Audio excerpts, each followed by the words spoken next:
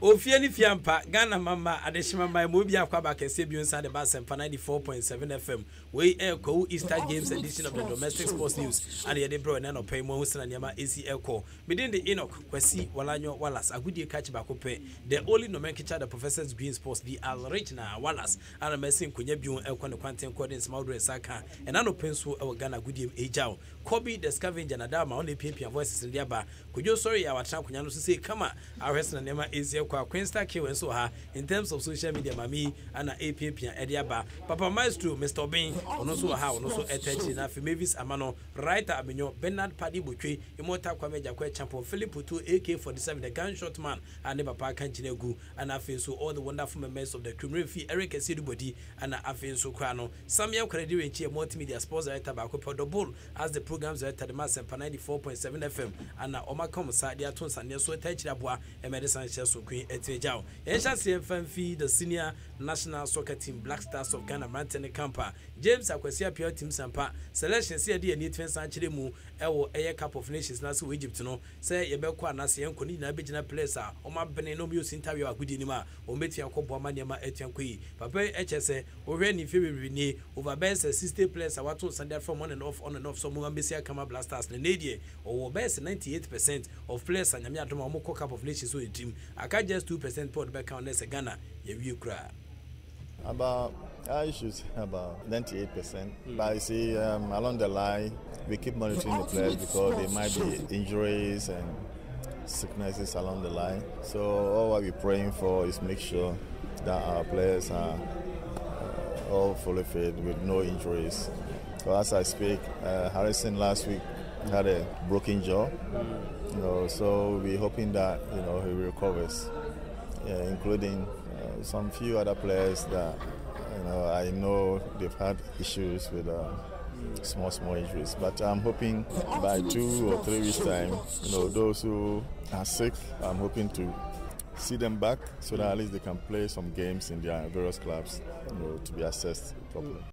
Nese James Akwesi appear Black Stars of Ghana head coach and outstanding cancer papa edin komo etuja Asempa 98% of players are the Umberco Cup of Nations no e wona adwentiko akaso obekuriche din dia gun krata so keke ne no aye 2% no area magana se be adan koma bia no ebetua kwa bo ho wen homode e odwumedia no so 8 pm no na obemu a George Akwesi free former FA vice chairman na ono so den komo abase 2019 hwese na kono besi akwa Cameroon for defending champions omo ba case ni mu bi Benin fo so de draw na qualify BPM Cup of Nations so ba and afegini bisa for ba ye na group F nim nyame adoma Jumbo Sum be yere sementa e wo Egypt na so ono so arehim se nyame adoma Black Stars of Ghana e betimi akwankwa enim. Any of the top teams personally I don't see any outsider, and when I mean outsider I'm referring to teams that have not even made it to the finals or quarterfinals winning it, but I see the powerhouse in African football, any of them winning. Egypt, Cameroon, Ghana, Nigeria, Cote d'Ivoire, any of these teams, even Senegal this time, if they put their house in order, and Senegal have always boasted of top class players, but when it comes to competitions and tournaments of this nature, I don't know, they tend to falter. And I don't know, this time around maybe I can see they are more serious than before. Let's see what they bring on board. Yes, George Akwesi FA Japanese mafia and out in council in Como 18 to Jano Ono, a former FA vice chairman, and also HSN Yamiadoma Hesson and MIC Cosolia Kunimbi, Black Stars of Ghana Betian record more, or Egypt 2019. I can see na say, Adrian Evangelimu and so Ophelia, Kim Tyrant Grant, a house of food for Mukoch Penipa, Papa Enkai Charlton Athletic to Sinakai, or Black Stars 7 matches, yes, 1 goal, now a striker, but when they get house of folk, himself between Emmanuel at 22 year mom, off season about 19 AF friendly matches out in Sampa, oni teams enketo ne akese na etimi di manfra omodwumadi omutu ensan de pem so nim na so na ka obi anim se yesi mu a yebo competitive game e Ghana no House of Folks ni kunim die kwan so an ko bia ntimi enta no na so hwemu ne se na chane esi kwa phobia omalusu 2 games omawin 3 and afi omamase 9 points currently one at third e wo zone ma eni aprepa baba chese ena DJP se na sentem de asomulusu bese 2 bi no niama ntimi san ko na chi fam omasi omukunim die kwamu a nyame adoma House of Folk amafo bo sampa wo mu e waziwi. We're very attack-minded. We like to get forward. We like to be on a front foot. But for me, the pleasing thing is that all our strikers are scoring. We are creating lots and lots of chances, and that's really good. And as well as at the back, as a team, we're not conceding very much. The goals we've actually conceded have been individual mistakes, and if we eradicate those mistakes, no team has actually scored from us, and that's very pleasing for me. Yes, intino we ne nkoma Kim Tyrant Grant ono so dia banyame adoma omoko suga kofe eho ana omone wafa for dia kensi ne ba ko etuen kopem so we week 6 of the NC special competition omode epem so House of Folk for say suga kope fuei omonyina yesan so ombedu odi atinga bewe atinga amegani amega hye amega ho ana amega ho ni amega ho so hye ametepe ebewese na hye ne besi akọ ewo sa kensi a eno so ebetuan sa ba so no hye no so mame say player status committee so House of Folk for enso etwende den pam ne Carolina United for efa omabrantie ba ko fense Dominic Ishon case here da wache afina nei emi adoma pen for sure nim so betuan san transfer aka na transfer issues and etwense PPM e dia fa Dominic Ishon a Carolina United Football Club for ejidi pass Brant ne omu player na so yesen nema esi ekoso House of Folk for ana abefa Brant ya hwesen nema city a won person de ne odene takeden eji san say one of the biggest clubs in the country we ne nkoma no so etwense PPM e ho no okika woni chima hwesen nema esi ekoso a aligi dede wahu ono any spokesperson na ohwesana nema esitia Carolina Football Club omode nkomo kakra tian saba na ohwe Manchester chese abranti abo amoma ni na omode gun krata so no edia dance say ampa ayo player no abranti communication. I mean, me from day one, my captain for say I've been in football administration for the last 16 years. I think say sometimes you know suddenly be about the PO with me right from the onset the assembly na bana year. That's it. House of Folk. It will be a branch of communication. I'll resign my post at Carolina United and I'll cease to do football. Because we have done a contract. And in somewhere a work contract in branch any signature a also. Our contract will be on the 30th of November 2019. It is will be a banner of the catcher and they say contract now branch and the sign yeno. And you no sign yet. And I said, Yako, disciplinary player status committee. Na what you came Muyawada. Yamebwa, Yadoko sa issue. Now I am stating it on record. Say issue way ebane. Now say it happens that Abrantiano a new contract with Carolina. Like I say, Mambwa Yakita for and a Mambwa etiefwa or Mutia one from Momu. And she media. This is with a man is said, Madin Tro, Eddie Atre, and my saying now with regards to Abrantiano, a Bobre, and I said, you go, neither can Abrantiano state of there, then I have no option than send me the mother tour. And she, yes, Eric Alagidade, and outside and castle didn't come age, no, where you Casama for Edema, a Carolina Football Club, and also a church and the Mabisia Kunyamia player status committee of the NCNO, whereas Ombetian Santan Semiso made to Tentene, which media and painful ever be dino. Now, Huma players in club officials also requested say Ombetian BPM or GFA player status committee, Yamiadomen secretary to Obeshi, Bekumas Nanekoto, Moso with court decision, and upon Huma Nese, I'll stay KFC4, also near Fuku case or and also till further notice, Yamiadome BDHD, now feel so Air Trust Junior Soccer Academy, almost in Wafa, almost so case or and I feel Frank Elliott Nuta, one also any House of Folk and also case that Beche United Nekotoko, now feel so a Dominication and a Carolina United and also Como and I feel Amevo Musa any House of Lions and so now feel De La Rue, almost in a Wa Suntana and also Muntari and so a Panthers FC, the case at the Godwin Gaku and so our Platinum FC, almost the case at the ho and I feel so Konichima, Nancy Place in Bibina and our Obium cases I could be more Yadoma. Yes, him say a painful bit and Santanso, now Ebu attention near Bitiabua and Magana, Ubia Sumajono, ɛwɔ edwumadi a yegu so edini mu yefiri on fa ni enkyire mu ɛwɔ krafofo mu dia na hyɛ no so ma me sɛ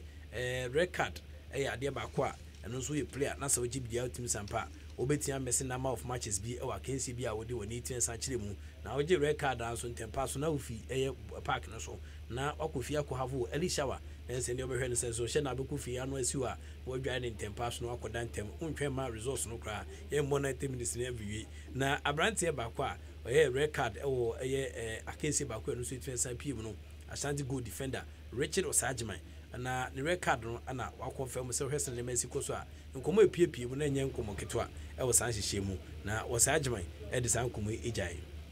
before say me benya card no na player no me na me janichi e close e din nkomo but me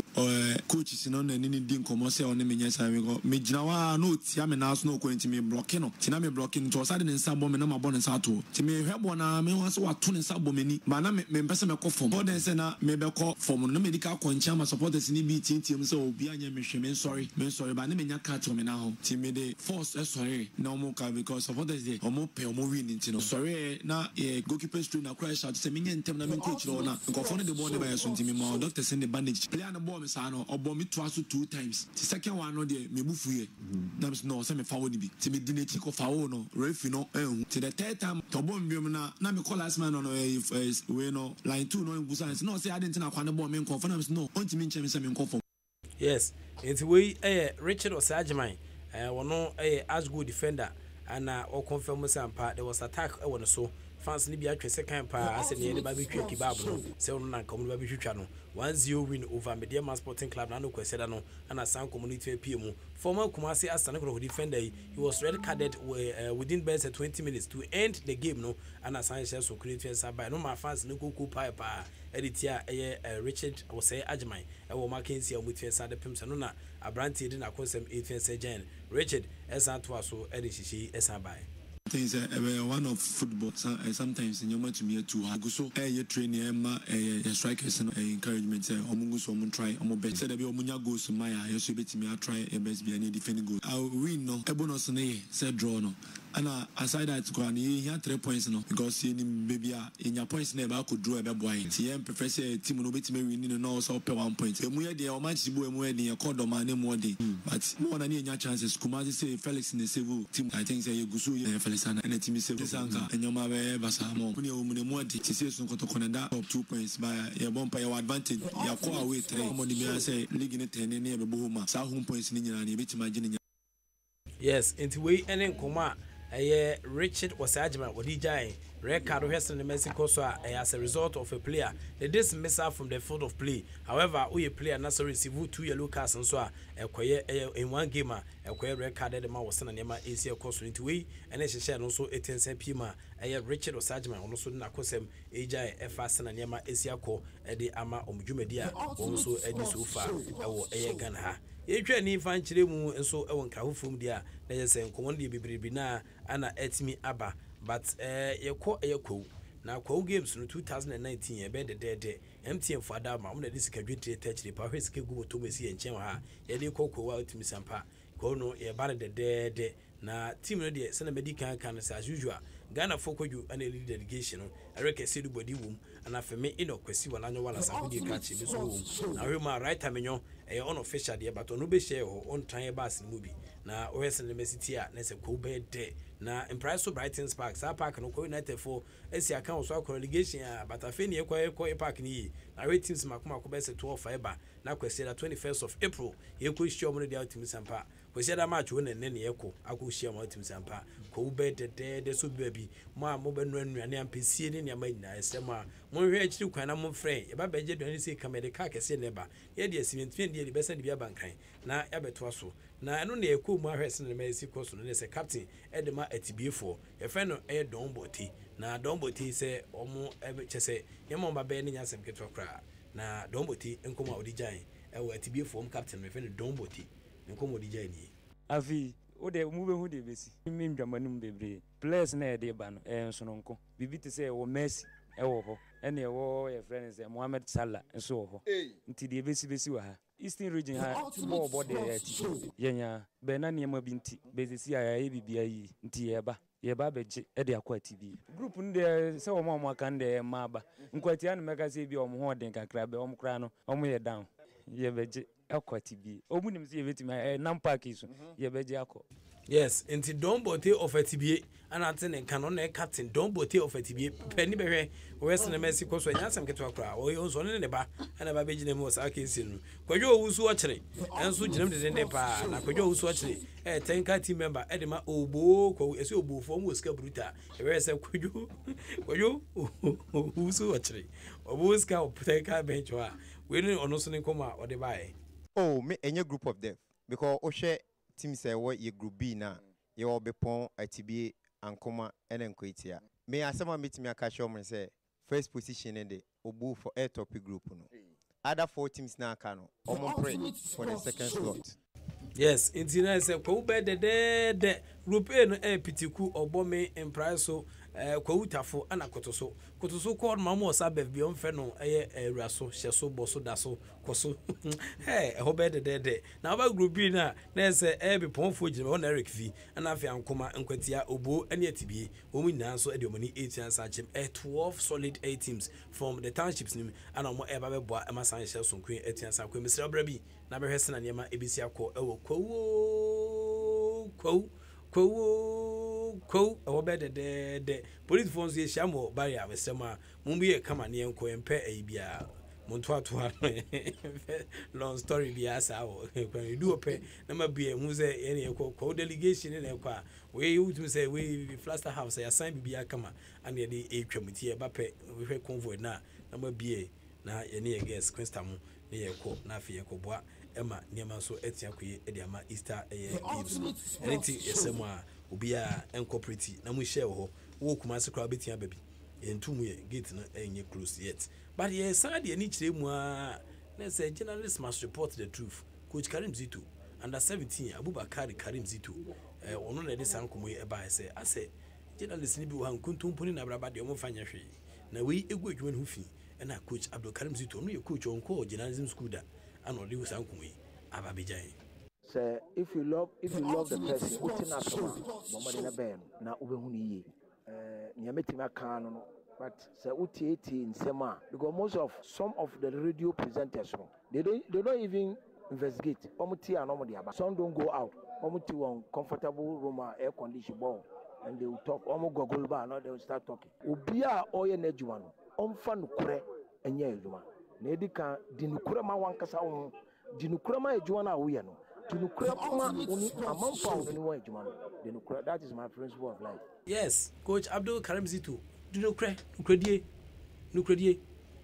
ensan team bion Coach Abdul Karim Zito se nukredie na mo fanya adwuma so bu ha onko ba bia so ti studio ni internet so ano yi the stories ye de yenye armchair journalist ye so ya ye ko ntina nyame adoma ye kokko na ye de report na aba no na afia ma nkofo be trafie no so trafie eni ti o si dinukre oh Karim Zito say if you love the person utina sama bomade na ben na ubehu ni yi nyametima kan no but say utieti nsema because most of some of the radio presenters they don't even investigate omuti anomo dia ba some don't go out omuti one comfortable room air condition ball and they will talk omo gogol ba no they will start talking obia oye na adwuma no omfa nukure enye adwuma na edika dinukure ma wankasa wo dinukure ma adwuma na wo ye no dinukure ma oni amamfa wo ni wo adwuma that is my principle of life na edika dinukure ma wankasa wo dinukure ma adwuma na wo ye no dinukure ma oni amamfa wo ni wo adwuma dinukure that is my principle of life. Karim Zito tiawa oni di obi atem futuo keke ana na no pay odi aba principle of life dinukure what I say radio presenters ebebre na ntukwan omtete fie sa obetukwan ana gise bia aban na amane kwanya so nkono abɔ ne ho kapa tukwan se mekɔ ehwe mu ha de da bi dinukure ene ne nkoma Abdul Karim Zito di aba ebi to besrebo kra no GOC amafo beka na sentem ana Ghana mampanya kasa yes ya ehwe mu basa ehwe mu no nefa eye honorable piles enam hadide hu no pe ana mu design no so dey papa yi hu ni bone e Australia visa scandal it means pure offense go scandal no hu ni bone e dey papa nsanto aso nko na dwuma mu ene yesa ma no abasbody afoforo ama otim sa aban mu oye adwuma pa na nkofo bi nso hu bon sa hyehyɛ mu otim sa mpa visa scandal nsentwofo bi wom a just almost di bone eye fa kutu asene ketahye ni dream kwan so epia eye omunuanom ne omabusuafo e de call eye Australia ni na mpemfo momo so utwe mpanyimfo DJ na de sani momo so okro ma omo so mu a otimi se omo peso mo bokro no na ye mpene e masa nkofo e mokro isa e wo sana hye ni sikosum na sentema ana okopi se fm online no de e scandal no mo pone kakra de bae so niema e koso ni na no na GOC Ghana Olympic Committee mo president Uru Abenu Mensa se niema fo kai na ye nkontompo ni na braba nyame adom a wo na to investigative body bi se wo munye san hwehwem fa mo mpanyimfo yi ahwehwem na awie se kama nyame adom at the appropriate time God's own appointed time they will publish the outcome of the committee ni dwumadi a obudie no na ne nam kroma ba na ehuru adasem na mum no sentwofo bi ho bon sa Gokus scandal ni ma wo hwe kwan asa sentwofo no wo mo adi bone kroma na se ha dwene pa BNM Ben Nunu Mensa Ghana Olympic Committee chairman and our president. I was very committed to being very supportive of government. I envision a GOC where who would, hold government hand in hand. Once government does its bit, the GOC also does its bit. So I had said to myself that for every games that Ghana will go, the GOC don't have to leave the burden on the government because government has other socio-economic problems that they need to attend to. So for every game that we went to since my administration, we realized that GOC has supported the government financially. In Bahamas, the total budget was close to $80,000. The GOC came out with $50,000. For the Pyeongchang Games, we virtually funded the whole of the games. Even for Australia, GOC contributed about $150,000 to support the government. We didn't leave the burden on the ministry alone. One other thing that we've done, which most of the federations tell me it's never happened, was to actually give them financial support. Before the Australian Games, most of the federations needed to go through qualifiers, and it was a huge burden on government, and the ministry wasn't ready to support virtually all the federations. I was able to raise some money from Anoka, about $100,000, which we gave to most of the federations so they could go through the qualifiers. That is how come you realize that we had a lot of disciplines qualifying for the Commonwealth Games. Yes, Ura Benunu Mensa ana ono so edi ne komo eba no. Now say support pa for government so be develop sports juicy for o ma contribute to do super tino scandal ne ho konia ba man for de ba no juicy for mo sheda anya boni bia sai o ma na ati o ma bedwe ko mo hwehwe ne memu a ene om de san hyehyɛ so kwatua ba nyame adoma nkomon bibiri na wa akiri e be san dia ba especially Gokus scandal etimi piem no yede ho komo no ebetua saba edi besi ya na mada wase wo hwe akiri kwan fi sabria nkopem adwada dia hu ye okoma ye fi ha a kyese ye okwo ni ye kasa